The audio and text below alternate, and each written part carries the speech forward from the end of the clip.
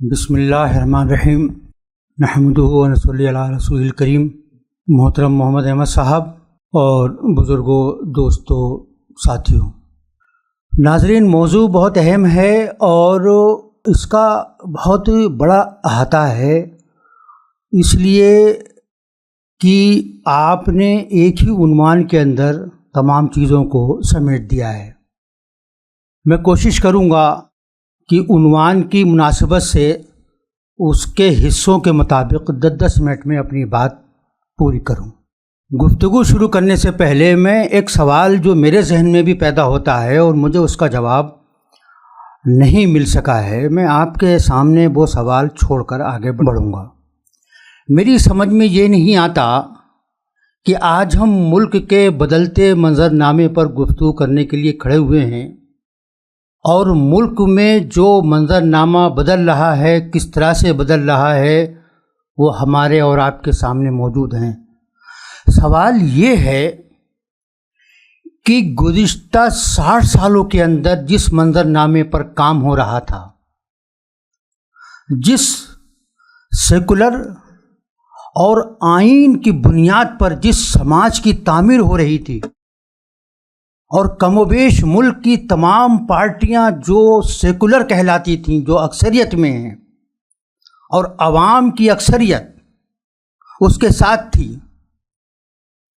آخر ایسا کیا ہوا کہ گزشتہ 10-11 سالوں کے اندر پورا منظرنامہ ہی بدل دیا گیا، پوری بساط ہی پلٹ دی گئی، اور جو سفر اتر کی طرف جا رہا تھا وہ پچھم کی طرف شروع ہو گیا؟ تو کیا وہ 60 سال کی محنت، 60 سال کی جدوجہد اور 60 سال کی جو بھی قربانیاں رہی ہوں، جو پالیسی اور پروگرام رہے ہوں، کیا وہ اتنے کمزور تھے؟ اس کی بنیادوں میں کیا ریت بھرا ہوا تھا؟ یا اس کو جو مانتے تھے، کیا وہ اپنے اندر مخلص نہیں تھے، وہ بدنیت تھے؟ آخر ایسا کیوں ہوا کہ 60 سال کی محنت اور جدوجہد اور 10-11 سال کی محنت اور جدوجہد کے مقابلے میں ہار گئی؟ یہ ایک سوال ہے، اس کا کیا جواب ہے میں بھی جاننا چاہوں گا۔ جہاں تک ملک کے بدلتے منظرنامے کی بات ہے، یہ گزشتہ 10-11 سالوں کی بات نہیں ہے۔ اگر کوئی یہ سوچتا ہے تو یہ بڑی زیادتی ہے، تاریخ کے ساتھ بھی اور اس ملک کے ساتھ بھی۔ اگر دیکھا جائے تو اس کا آغاز تو 1949 سے ہی ہو گیا تھا، جب بابری مسجد کے اندر مورتیاں رکھی گئی تھیں، اور اتر پردیش کے وزیر اعلیٰ نے پنڈت نہرو کی بات نہیں سنی تھی، نہیں مانی تھی۔ اور میں اس کے معاملے کو سنبھل کے معاملے سے ایک لائن میں جوڑنا چاہتا ہوں۔ آپ نے تاریخ میں پڑھا ہوگا کہ جیسے ہی جب یہ معاملہ ہوا تو اس کے سامنے ایک پولیس چوکی سب سے پہلے بنائی گئی تھی۔ آج سنبھل کا جب مسئلہ اٹھا ہے تو اس کے سامنے بھی ایک پولیس چوکی بنائی جا رہی ہے۔ ندیم صاحب یہاں موجود ہیں، وہ ان چیزوں کو بہتر طریقے سے ضرور سمجھتے ہوں گے۔ لیکن اگر ہم دیکھیں تو اس ملک کے سفر کو ایمرجنسی کے بعد جو سیاست وجود میں آئی، جو مخلوط حکومت کا ایک دور شروع ہوا، اور جو جنتا پارٹی وجود میں آئی، ہم میں سے کچھ لوگ ایسے ہیں جنہوں نے وہ چیزیں بچشم خود دیکھی ہیں، اور کچھ وہ لوگ ہیں جنہوں نے اس کو تاریخ میں پڑھا ہوگا۔ جب جنتا پارٹی وجود میں آئی، جے پرکاش نارائن اس کے جنم داتا تھے۔ جے پرکاش نارائن اور RSS کے درمیان جو خط و کتابت ہوئی ہے، یا ان کے جو بیانات اس وقت کے ہیں، اس کو ذہن میں رکھیے۔ اور جب جنتا پارٹی وجود میں آئی تھی تو اس کے اندر جنگ سنگھ نام کی ایک پارٹی تھی، وہ بھی اس کا ایک حصہ بنی تھی، جنتا پارٹی کا، آپ کو یاد ہوگا۔ اور آخر میں بہت ہی جلد ہی اس کے اندر دوہری رکنیت کا سوال پیدا ہوا اور جنتا پارٹی ٹوٹ گئی تھی۔ یعنی ہمارے سیکولرزم کے دعوے داروں نے جب ایک حکمراں پارٹی کے خلاف، یعنی کانگریس کے خلاف جب محاذ بنایا، تو اس کے اندر انہوں نے اس قوت کو بھی اس کا حصے دار بنایا جو سیکولرزم اور آئین کے تعلق سے تحفظات اور ریزرویشن رکھتی تھی، اور اس کو چھپاتی بھی نہیں تھی۔ سب سے اچھی بات یہ تھی کہ وہ اپنے مقصد میں، اپنی رائے میں، اپنے نظریے میں، اپنی آئیڈیالوجی میں بالکل صاف تھے، نیت صاف تھی، مخلص تھے اور بے باک تھے اس معاملے میں. کسی طرح کی منافقت کا کوئی پردہ نہیں تھا. اس کے بعد آگے چلیے، میں صرف اشاروں میں بات کرتا ہوا آگے بڑھ رہا ہوں. اس کے بعد آگے چلیے، وی پی سنگھ کا دور آتا ہے. وی پی سنگھ پھر کانگریس کے خلاف وی پی سنگھ محاذ بناتے ہیں اور ایک جنتا دل نام کی پارٹی وجود میں آتی ہے. وہ جنتا دل کس پارٹی کے ساتھ مل کے اشتراک کے ساتھ چناؤ لڑتے ہیں؟ بھارتیہ جنتا پارٹی کے ساتھ. یعنی آپ یہ دیکھیے کہ دو کنارے جو مل نہیں سکتے تھے، وہ دونوں کنارے نہ صرف ملے بلکہ پہلی بار تاریخ میں دیکھا گیا کہ ایک طرف کمیونسٹ حضرات اور دوسری طرف بی جے پی حضرات، لیفٹ اور رائٹ دونوں ایک ہی پارٹی کو سپورٹ کر رہے تھے. جنتا دل نے بی جے پی کے ساتھ مل کے الیکشن لڑا تھا اور ایک دوسرے کو سپورٹ کیا تھا. اس میں ملائم سنگھ بھی تھے، اس میں لالو یادو بھی تھے اور وہ تمام سیکولر لوگ جن کو ہم اس کا چیمپئن سمجھتے ہیں، وہ تمام لوگوں نے مل کر چناؤ لڑا تھا، سپورٹ کیا تھا، تقریریں کی تھیں، ووٹ دلوائے تھے. میں کہنا یہ چاہتا ہوں کہ یہ منظرنامہ جو بدلا ہے اس کی بنیادیں بہت پہلے سے رکھ دی گئی تھیں اور اینٹ در اینٹ وہ بلڈنگ بنتی چلی گئی. اور بدقسمتی سے ان لوگوں نے جو سیکولرزم اور آئین کے پاسدار تھے، جو اس کی قسمیں کھاتے تھے، اس کا حلف لیتے تھے، ان لوگوں نے اس کو اپنے ساتھ برابر کا شریک کیا. اس کے بعد پھر کیا ہوا؟ پھر ایک ٹرننگ پوائنٹ آیا جس نے بھارت کی راجنیتی کا رخ پلٹ دیا. اور آج جو حالات ہیں، اس حالات کی اگر آپ سرا تلاش کریں گے تو وہ سرا آپ کو ملے گا شاہ بانو کیس. شاہ بانو کیس کیا تھا؟ اس کی نوعیت کیا تھی؟ ہماری قیادت نے تحریک کیا چلائی تھی؟ اس کے نتیجے میں حاصل کیا ہوا تھا؟ راجیو گاندھی نے فیصلہ کیا کیا تھا؟ اور اس شاہ بانو کیس کے جو نتائج ہوئے اس کے بعد پھر کیا ہوا تھا؟ پھر بابری مسجد کا تالا کھلا تھا. اور پھر اس کے بعد ایک پوری تاریخ ہے کہ کب شیلانیاس رکھا گیا، کب کیا ہوا، کب کیا نہیں ہوا. اور اس شاہ بانو کیس کے رد عمل میں ایک کوشش ہوئی جس کو رتھ یاترا کے نام سے جانا جاتا ہے. اور اس رتھ یاترا نے اور شاہ بانو کیس نے مل کر اس ملک کی سیاست کو جس رخ پر لے کر گئی، وہ اس کے کڑوے کسیلے پھل آج ہم دیکھ رہے ہیں.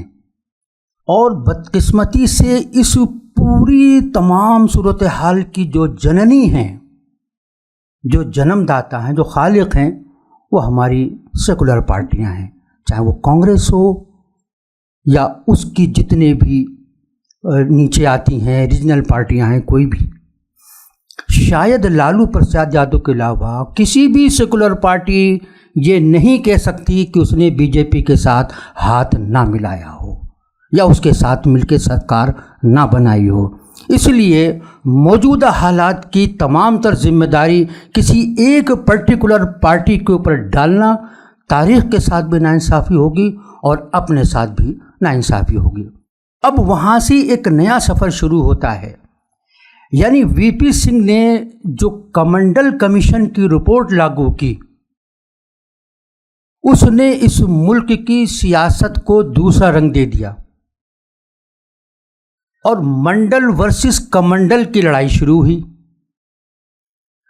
یعنی منڈل جتنا آگے بڑھتا چلا گیا، کمنڈل اسی طاقت کے ساتھ میدان میں آتا چلا گیا. اڈوانی کی رتھ یاترا اسی منڈل کمیشن کا ریئیکشن تھا. اس لیے کہ اس ملک کے اور آج جو منڈل کا ایکسٹینشن ہے، آج کی سیاست کے حساب سے جو پوپولیشن پارٹیوں کی طرف سے جاتی پر مبنی مردم شماری کا مطالبہ کیا جا رہا ہے، وہ اسی منڈل کی پالیٹکس کا ایکسٹینشن ہے. اس کے رد عمل میں اس کو دبانے کے لیے، اس کو کچلنے کے لیے اور عوام کی رائے کو دوسری رخ پر ڈالنے کے لیے ایک بار پھر کمنڈل اپنے دوسری شکل میں ہمارے سامنے آیا ہے، جس کو ہم دیکھ رہے ہیں۔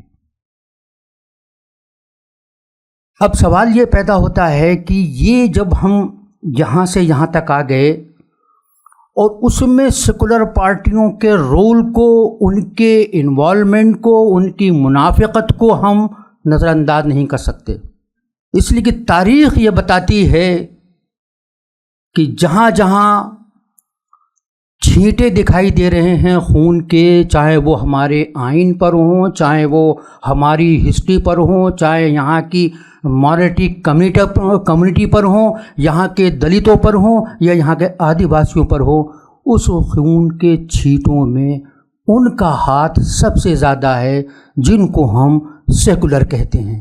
ایک باریک سا فرق صرف یہ ہے کہ سیکولر اور نان سیکولر میں کہ سیکولر لوگ جو کام کرتے ہیں اس کے اوپر ایک ملمہ چڑھاتے ہیں، اس کو ہم اپنے الفاظ میں منافقت کہتے ہیں، سیاسی زبان میں اسٹریٹجی کہا جاتا ہے۔ وہ سامنے سے وار نہیں کرتے، وہ پیچھے سے کرتے ہیں۔ اور جو رائٹسٹ جو ہیں، دائیں بازو کی جو پارٹیاں ہیں، ان کی یہ بات بہت اچھی ہے کہ وہ جو کچھ کہتے ہیں، جو کچھ کرتے ہیں، اس کے اندر کسی بھی طرح کا کوئی منافقت، کوئی دوہرا پن اور کسی بھی طرح کی کوئی چاپلوسی چال بازی نہیں ہوتی ہے۔ اس لیے کھلے دشمن کا سامنا کرنا، کھلے حریف کا، دشمن کا لفظ استعمال کرنا سیاسی طور پر غلط ہے، کھلے حریف کا سامنا کرنا اس دوست سے زیادہ مؤثر طریقے سے کیا جا سکتا ہے جو اپنی آستینوں میں خنجر چھپا کے رکھتے ہیں۔ تو اب ہم جب وہاں سے جب بی پی سنگھ کی سرکار جب ختم ہو جاتی ہے، بابری مسجد کا مسئلہ شروع ہو جاتا ہے۔ بابری مسجد کے ڈیمولیشن تک آپ یہ سب چیز نوٹ کریے گا کہ وہ تمام کام سیکولر پارٹی کے دور حکومت میں ہوئے ہیں، ان کی زیر نگرانی ہوئے ہیں۔ اس کے بعد جب ہم اور آگے آتے ہیں تو پھر صورتحال اسی طرح سے بدلتی چلی جاتی ہے۔ بی جے پی کو اتنی طاقت حاصل ہو جاتی ہے کہ وہ 300+ میں ہمارے سامنے کھڑی ہو جاتی ہے، اور سیکولر پارٹیاں کی منافقت کا بوجھ ڈھوتے ڈھوتے ڈھوتے ڈھوتے عوام بھی تنگ آ گئے، اور انہوں نے سوچا کہ ایک بار ان کو بھی کیوں نہ آزما لیا جائے۔ ان کا آزمانا آزمائش ہے یا کیا ہے، اس کا فیصلہ تو تاریخ کرے گی۔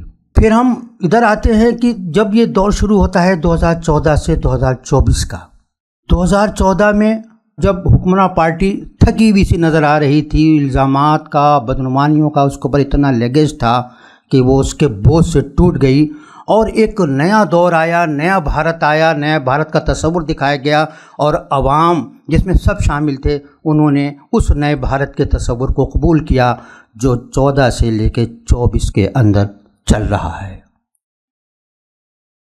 2014 سے 24 تک جو ہوا اس کے بارے میں مجھے کچھ نہیں کہنا ہے، جو تبدیلیاں ہوئیں اس کا مجھے کچھ نہیں کہنا ہے، لیکن میں صرف یہ کہہ رہا ہوں کہ سیکولر پارٹیوں نے بی جے پی کے لیے ایک لانچنگ پیڈ میسر کر دیا کہ اب وہ اس کے اوپر اپنا جو چاہیں وہ کر سکتے ہیں۔ اس دوران میں کچھ مسلم پارٹیاں بھی اٹھیں، انہوں نے کام کیا، انہوں نے چناؤ بھی لڑا، جیتی بھی، سب کچھ ہوا، لیکن خود مسلمانوں میں اس طرح کا پرسیپشن بنایا گیا، اور آج بھی ہمارے یہاں بہت بڑی تعداد موجود ہے یہ پرسیپشن کی کہ مسلم پارٹیوں کے چناؤ لڑنے سے سیکولر ووٹ بٹتا ہے، اور یہ بی جے پی کی بی ٹیم کے طور پر کام کرتی ہیں۔ یہ پروپیگنڈا سیکولر پارٹی کی طرف سے کیا جاتا ہے۔ میں یہ نہیں کہہ رہا کہ ان کا قیام، ان کا وجود، ان کا لڑنا صحیح ہے یا غلط ہے، وہ یہ میرا کام نہیں ہے، لیکن سوال صرف یہ پیدا ہوتا ہے کہ ہم یہی سوال اس وقت اپنے ذہنوں میں کیوں نہیں پیدا کرتے جب سیکولر پارٹیاں آپس میں لڑتی ہیں، اور ان کے مقابلے میں وہ پارٹی ہوتی ہے جس کو وہ سمجھتی ہیں کہ اس ملک کے لیے، اس آئین کے لیے خطرہ ہے۔ جب وہ آپس میں لڑتی ہیں اس پارٹی کے خلاف، تب یہ سوال ہمارے ذہنوں میں پیدا ہوتا ہے، اور ہم اس کو جسٹیفائی نہیں کر پاتے، جیسے اس کو نہیں کرتے اس کو بھی نہیں کرتے۔ دہلی میں چناؤ ہو رہے ہیں، آپ دیکھ لیجئے کہ کیا ہو رہا ہے۔ سب کو معلوم ہے کہ کیا رزلٹ ہوگا اس کا. لیکن سیکولر پارٹیاں آپس میں لڑ رہی ہیں, ایک دوسرے کا ووٹ کاٹ رہی ہیں, لیکن اگر کوئی اور کھڑا ہوگا تو یہ کہا جائے گا کہ دیکھیں یہ مسلمانوں کا ووٹ کاٹ کے اور یہ دوسری پارٹی کا راستہ صاف کر رہی ہیں. یہ پرسیپشن بہت طاقتور ہے اور ہم بھی اس پرسیپشن کے کہیں نہ کہیں شکار ہیں. ہمارے یہ مسئلہ مختلف ہی ہے, اس پہ اختلاف ہے کہ مسلمانوں کی کوئی پولیٹیکل پارٹی ہونا چاہیے یا نہیں ہونا چاہیے. ہم آج تک اس پر بٹے ہوئے ہیں اور بحث کر رہے ہیں اور کسی نتیجے پر نہیں پہنچ سکے ہیں. ہو سکتا ہے ہمارے دانشور کوئی ایسا راستہ بتائیں جو ہمارے لیے صحیح سمت میں جانے کی طرف رہنمائی کرے. 2024 کا جو الیکشن ہوا اس کے اندر جس طرح کی کمپین ہوئی, اس کمپین کو آپ نے دیکھا ہوگا کہ پردھان سیوک سے لے کر ایک مقامی لیڈر کی زبان اور بیان, الفاظ, لہجہ, ٹون, جو کچھ بھی رہا میں اس کو یہاں دہرانا نہیں چاہتا. لیکن ایک چیز تو یہ طے ہو گئی تھی کہ کہیں نہ کہیں ان کو منڈل وادی طاقتوں کے اس بیانیے سے خطرہ ہو گیا تھا جس کو وہ سمویدھان بچاؤ کے نعرے کے بیانیے کے طور پر سامنے لائے تھے کہ سمویدھان بچاؤ اور ریزرویشن ختم ہونے جا رہا ہے. کیونکہ سمویدھان اس ملک کی مظلوم جو قوتیں ہیں, جو مظلوم کمیونٹیز ہیں, وہ صرف مسلمان نہیں ہیں. مسلمانوں کی ایک سب سے بڑی بدقسمتی یہ ہے کہ وہ اپنے آپ کو ہی مظلوم سمجھتی ہیں اور ان کا یہ ذہن ہے کہ جب ہمارے اوپر ظلم ہو تو سب ہمارے ساتھ آئیں, اور جب دوسروں پر ظلم ہوتا ہے تو وہ اس طرح سے ان کے ساتھ کھڑی ہوئی دکھائی نہیں دیتی جیسا کہ کھڑا ہونا چاہیے.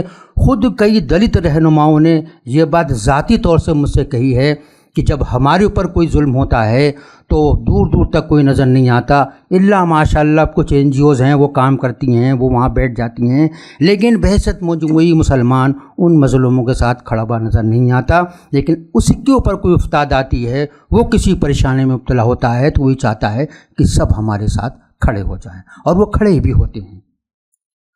تو یہ مظلومیت کا جو لبادہ ہم نے اوڑھ رکھا ہے اس نے بھی ہمیں بہت زیادہ سیاسی طور پر بھی نقصان پہنچایا ہے.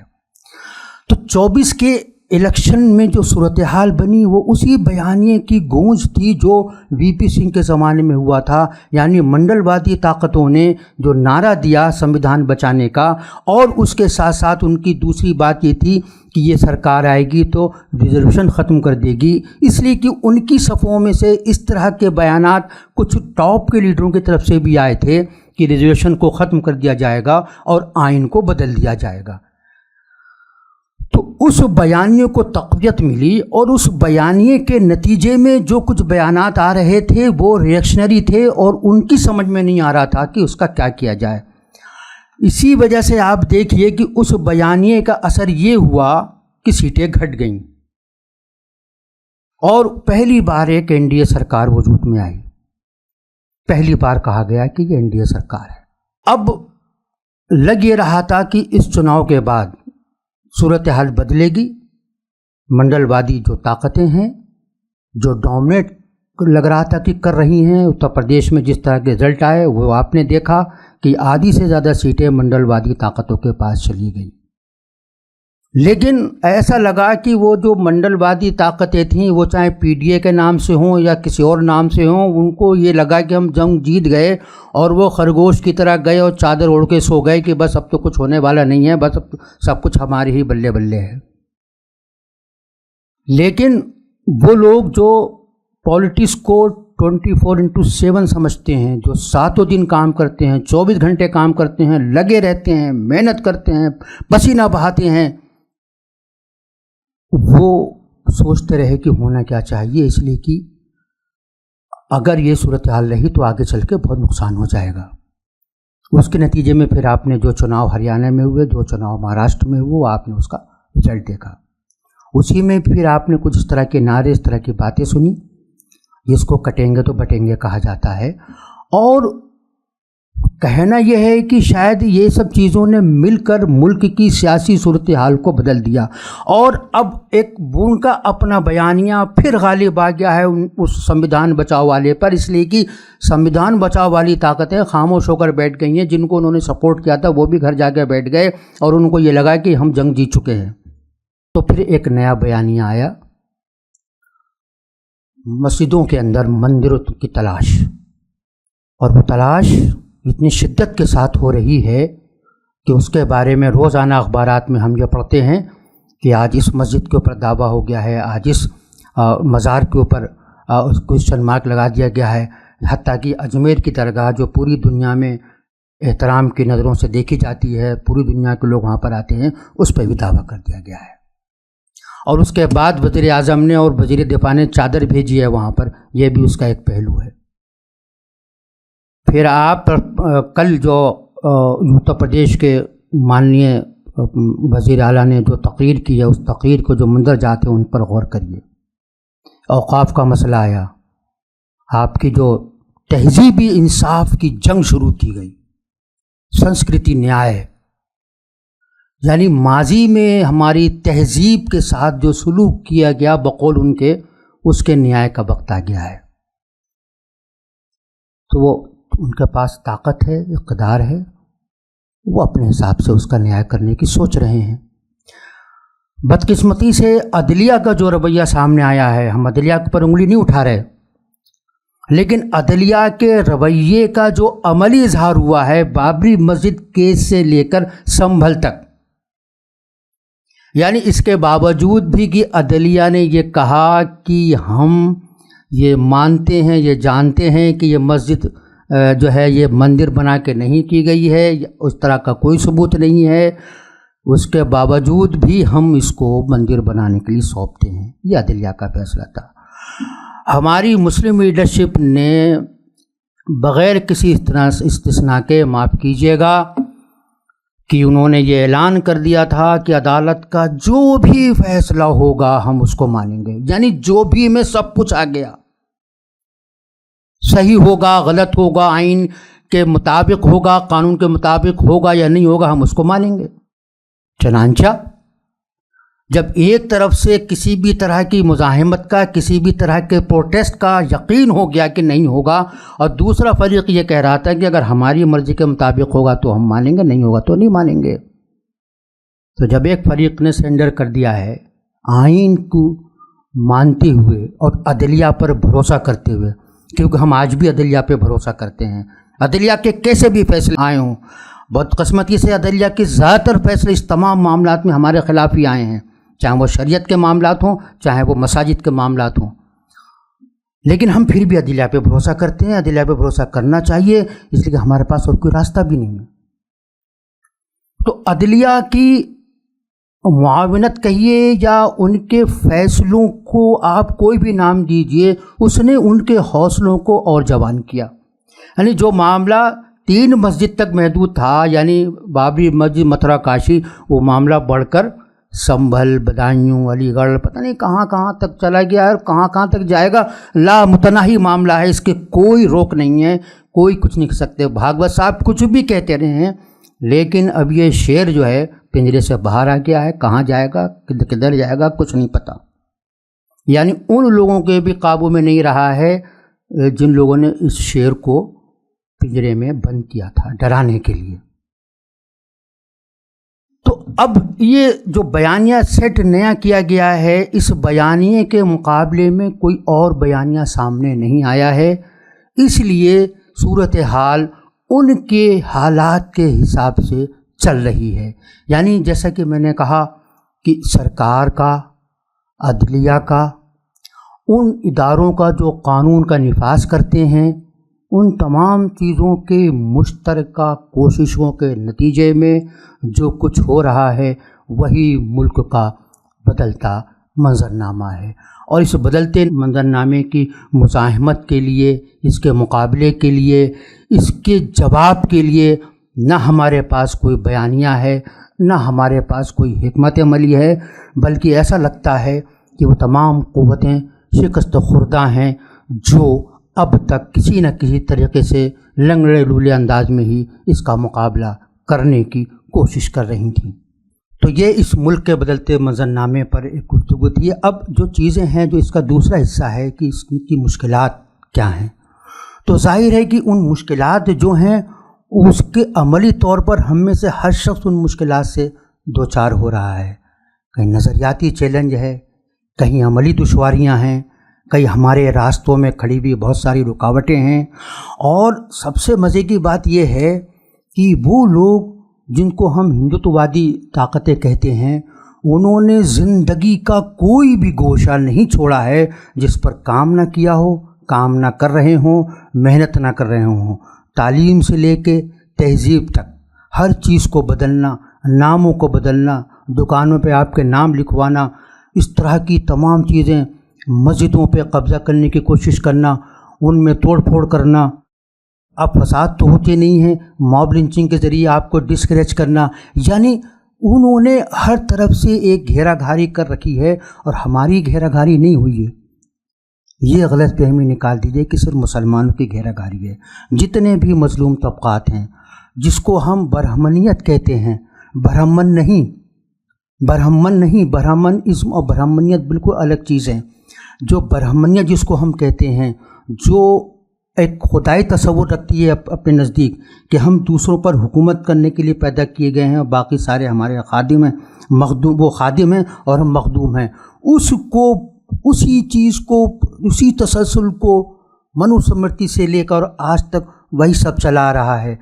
आप दलितों की बस्तियों में चले जाइए, दलितों के साथ क्या होता है, दलितों के लिए उनके यहाँ तहजीबी तौर पर क्या कवानीन हैं, माशरती तौर पर उन पर क्या पाबंदियाँ हैं, उसके तस्करी की ज़रूरत नहीं है। ये तमाम चीज़ें, यानी जिस तरह से ऑक्टोपस के बहुत सारे हाथ पैर होते हैं, इसी तरह से इसके भी बहुत सारे हाथ पैर हैं। आप एक पकड़ेंगे तो दूसरा सामने आ जाएगा, दूसरा पकड़ेंगे तो तीसरा सामने आ जाएगा। इसलिए ये जो लड़ाई है ये बहुत सख्त है और इसकी तैयारी भी उसी तरह से होने की ज़रूरत है। अब एक नज़रियाती लड़ाई है, जैसा कि मैंने कहा, नज़रियाती लड़ाई जो लोग लड़ रहे हैं उनके पास कोई नज़रिया नहीं है, सत्ता के अलावा कोई नज़रिया नहीं है।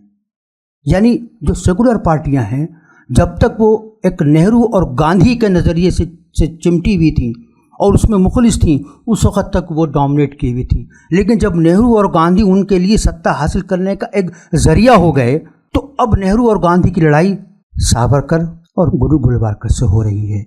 तो ये जो नज़रियाती लड़ाई है, इस नज़रियाती लड़ाई में कुछ चीज़ें ऐसी आ गई हैं जो हमारा जो नज़रियाती लड़ाई है, इसमें हम कहीं ना कहीं उस तरह से खड़े नहीं हो पा रहे हैं। मिसाल के तौर पर ऐसे कानून साजी हो रही है, जैसे लिव इन रिलेशनशिप को आज़ाद कर दिया गया है, लव जिहाद के ख़िलाफ़ कानून बना है और धर्म परिवर्तन के ख़िलाफ़ कानून बनाया गया है। इस कानून की जो परतें अगर आप खोलेंगे तो आपको लगेगा कि इसमें कहीं ना कहीं आपकी दावती मिशन का खौफ और वो डर काम कर रहा है। ये मसला बहुत ज़्यादा संजीदगी का तालिब है।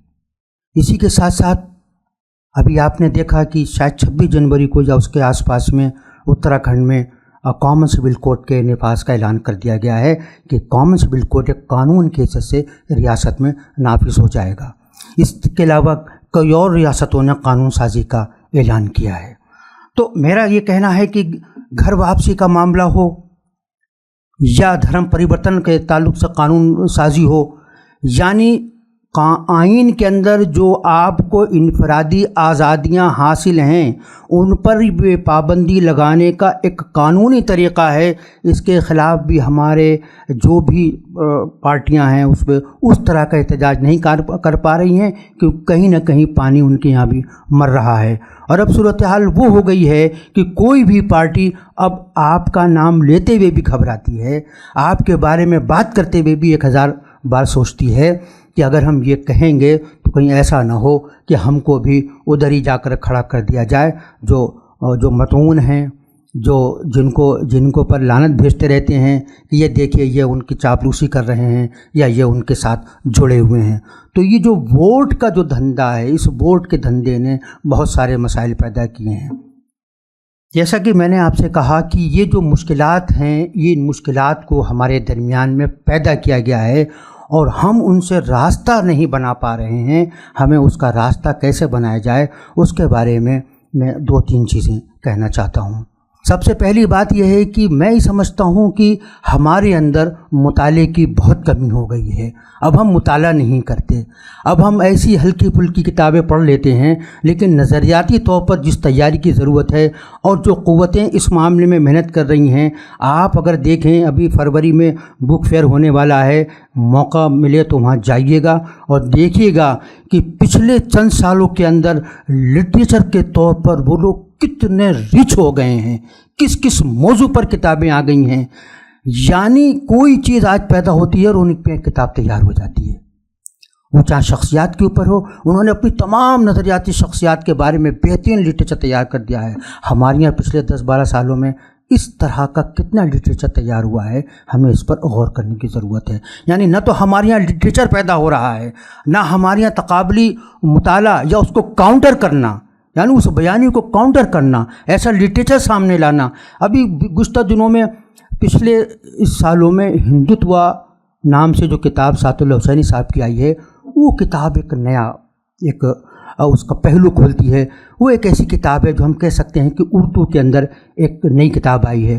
دوسرا ہمارے یہاں مولانا عبدالحمید نعمانی صاحب بیٹھے ہوئے ہیں، ان کی 4-5 کتابیں اس ہندوتوا کے تعلق سے آئی ہیں، ان کی شخصیات کے تعلق سے ان کی کئی کتابیں منظر عام پر آئی ہیں۔ لیکن ہمارے یہاں اس موضوع پر، اس پہلو پر نہ تو کام ہو رہا ہے، اور جو کتابیں موجود ہیں ان کے مطالعہ کرنے کا شوق اور ذوق ہمارے سوشل میڈیا میں جو ہماری وقت صرف ہوتا ہے، وہ جو ایک عادت ہوگی سوشل میڈیا پر رہنے کی، اس میں اپنے آپ کو اپنا حصہ ڈالنے کی، اس نے بھی ہمارے مطالعے کے ذوق کو کم کر دیا ہے۔ جبکہ سوشل میڈیا پہ جو چیزیں آتی ہیں اس میں آدھی سے زیادہ چیزیں بکواس ہوتی ہیں، غیر یقینی ہوتی ہیں، ان کی معلومات پر بھروسہ نہیں کیا جا سکتا۔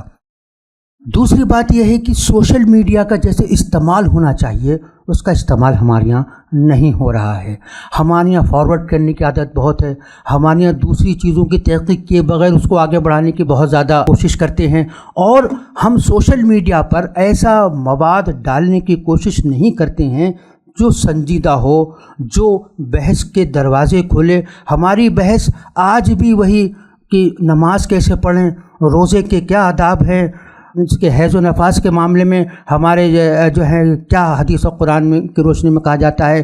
اگر آپ دیکھ لیجئے ہماری کتابوں کے موضوعات بھی یہی ہوتے ہیں، اور ہماری بحثیں بھی، ہماری تقریروں کے عنوان بھی زیادہ تر اسی کے ارد گرد گھومتے ہیں۔ یعنی اسلام کے صحیح مطالعے کو دوسروں تک پہنچانا جو ہمارے لیے ایک بہت بڑا چیلنج ہے۔ یعنی ہمیں جو اسلاموفوبیا جو پھیل رہا ہے پوری طاقت کے ساتھ پھیلا ہوا ہے، اور ہندوستان اس وقت اسلاموفوبیا کی بہت بڑی فیکٹری بن گیا ہے۔ ہمیں اسلام کے تعلق سے، مسلمانوں کے تعلق سے جو غلط فہمیاں پائی جاتی ہیں، ہم ان غلط فہمیوں کو دور کرنے کے لیے ہمارا کیا پالیسی پروگرام ہے، شاید ہم اس کے بارے میں اتنے زیادہ سنجیدہ نہیں ہیں جتنا ہم کو سنجیدہ ہونا چاہیے۔ یہ ایک بہت ہی سنجیدہ موضوع ہے۔ یعنی وہ لوگ جن کا ذہن پلیٹ کی طرح صاف ہے، ان کو اگر ہم کچھ بتانا چاہیں، اس کے لیے ہمارے پاس کیا لائے عمل ہے، اس کے لیے کیا ہمارے پاس پروگرام ہے، ہم اس کو کس طرح سے اس کے ذہنوں کو جو پراگندہ کر دیا گیا ہے، کیونکہ ہندوستان کی زیادہ تر آبادی آج بھی غیر تعلیم یافتہ ہے۔ اس کو سمجھانا، اس کو پڑھانا زیادہ آسان ہوتا ہے۔ وہ سلیٹ کی طرح ہے، اس سلیٹ پہ جو لکھ دیا جاتا ہے وہ اسی کو یاد کرتی ہے، وہ اسی کو پڑھتی ہے۔ ہم نے اس سلیٹ تک پہنچنے کی کوشش نہیں کی ہے۔ دوسری بات یہ کہ ہمارا جو اصل مشن تھا، ہمارا دعوتی مشن، ہم اسے کہیں نہ کہیں دور چلے گئے ہیں۔ ہماری زیادہ تر کوششیں، ہمارا زیادہ تر سوچنا سیاست کی نظر ہو گیا ہے۔ ہم سیاسی طور پر سوچتے ہیں، سیاسی طور پر کام کرتے ہیں، اور اپنی گفتگو میں بھی اگر آپ بیٹھیں، اور میں نے بھی ابھی جو گفتگو کی ہے اس میں بھی سیاست کا پہلو زیادہ نمایاں ہے، کیونکہ بغیر سیاست کے ہم آگے نہیں بڑھ سکتے۔ لیکن سیاست ہی سب کچھ نہیں ہے، اور سیاست کے بغیر بھی کچھ نہیں ہے۔ لیکن وہ سیاست کیسی ہونا چاہیے، کیا ہونا چاہیے، اس کے تقاضے کیا ہونا چاہیے، ہمارے اندر ان چیزوں کے بارے میں بھی کلچرائز ہونے کی ضرورت ہے۔ کیونکہ ہم الیکٹورل پولیٹکس میں اور جنرل پولیٹکس کے درمیان ایک لکیر ہے، ہم اس لکیر کو صحیح طریقے سے پہچاننے میں ناکام ہیں۔ ہم سے مراد میں اپنے آپ کو لے رہا ہوں۔ اور ایک آخری بات جو میں کہنا چاہتا ہوں کہ ہم کمزور طبقات سے اپنے تعلقات کو مضبوط کریں۔ ہم سے مراد مسلم کمیونٹی کا ہے۔ مسلم کمیونٹی کا جو اس ملک کے کمزور طبقات ہیں، وہ چاہے دلت ہوں چاہے آدیواسی ہوں، کتنے آدیواسیوں سے کتنے دلتوں سے ہمارا انٹریکشن ہے۔ ہو سکتا ہے جماعت اسلامی یہ کام کر رہی ہوگی، لیکن جس بڑے پیمانے پر کرنے کی ضرورت ہے، اس لیے کہ اس ملک سے زیادہ دنیا کے کسی بھی ملک میں اتنے مواقع حاصل نہیں ہیں جتنے کہ ہندوستان میں ہیں۔ کہ ہندوستان دنیا کا سب سے اچھا ملک ہے، یہ کئی تہذیبوں کا ملک ہے، یہ کئی ملکوں سے مل کر ملک بنا ہے، اس کے اندر کئی ملک ہیں، کئی تہذیبیں ہیں، کئی زبانیں ہیں، ہزاروں زبانیں ہیں۔ ہم اس میں کام کرنے کے ہمارے پاس سب سے زیادہ موقع تھے، لیکن افسوس یہ ہے کہ حالات کے دباؤ نے، سیاسی مسائل نے ہم کو اس سے دور لے جا کر کھڑا کر دیا ہے۔ اور آخری بات یہ کہ حالات کے دباؤ سے گھبرانے کی ضرورت نہیں ہوتی ہے۔ جو کچھ ہمیں نظر آ رہا ہے، قرآن نے کہا ہے کہ ان الباطل کان زہوقا، یہ سب سمندری جھاگ ہیں۔ سمندری جھاگ جو ہے وہ پانی نہیں ہوتا ہے۔ جو موجودہ حالات ہیں یہ ہمارے حوصلے توڑنے والے ہیں، یا ہماری مایوسی میں بدلنے والے ہیں، لیکن قدرت کا قانون ہے کہ جس کو عروج ہوتا ہے اس کو زوال بھی ہوتا ہے۔ اس وقت جس طرح کی صورتحال ہے یہ اپنی انتہا پر ہے، اور انتہا کا جو دوسرا پہلو ہے وہ جب سورج نصف النہار پہ چلا جاتا ہے، اس کے بعد اس کا زوال شروع ہوتا ہے۔ تو یہ دنیا کا قدرت کا قانون ہے، جس کو عروج ہے اس کو زوال ہوگا، جس کو زوال ہے اس کو بھی عروج حاصل ہوگا، اس کی شرطوں کے ساتھ۔ تو مجھے امید ہے کہ اس گفتگو میں یہ بات ضرور سامنے آ گئی ہوگی کہ ہمیں کرنے کا کیا کام ہے، ہمیں کرنا کیا چاہیے، اور کہاں پر ہمارے سامنے جو رکاوٹیں ہیں جن کو ہم دور کر سکتے ہیں۔ وآخر دعوانا ان الحمد للہ رب العالمین۔